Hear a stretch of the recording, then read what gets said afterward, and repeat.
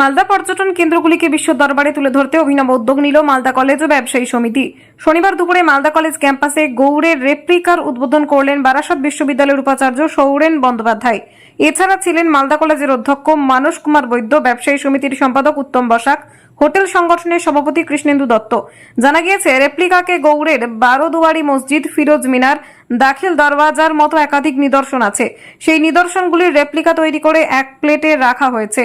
প্রতিটি রেপ্লিকাতেই বারকোড রয়েছে। মোবাইলে স্ক্যান করলেই বাংলা ও ইংরেজিতে নিদর্শনগুলির ইতিহাস উঠে আসবে।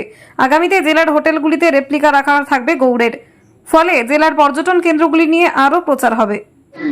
আজকে মালদা কলেজে একটি অভিনব উদ্যোগ আমরা গ্রহণ করেছি। গোটা গৌড়কে একটা রেপ্লিকার মাধ্যমে প্রকাশ করা হয়েছে।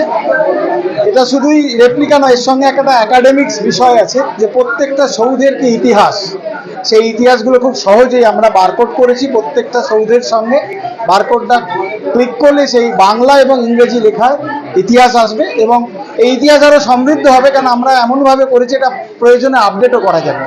ফলে আগামী দিনে মালদা জেলার যে গৌরব বলা যেতে পারে, গর্বের বিষয় গৌড়, সেটা সকলের কাছে পৌঁছে যাবে। এর পাশাপাশি মালদা কলেজ এটাকে নিয়ে একটা add on course, tourist guide ছাত্রছাত্রীদের মধ্যে করবে, যাতে করে আরও সমৃদ্ধ হয় এই মালদার গৌরব।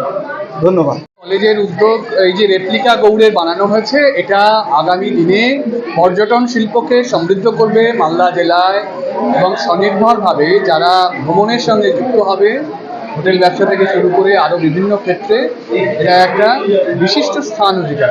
এবং আমার যেটা মনে হয়, মালদা কলেজ এই কাজটা করছে, এটা বিদ্যা শিক্ষার্থী যারা রয়েছে তাদেরও ভবিষ্যতের জন্য উজ্জ্বল হবে এবং মালদার যে সংস্কৃতি ইতিহাস, তাকে সারা বিশ্বের কাছে সঠিকভাবে তুলে ধরা হবে।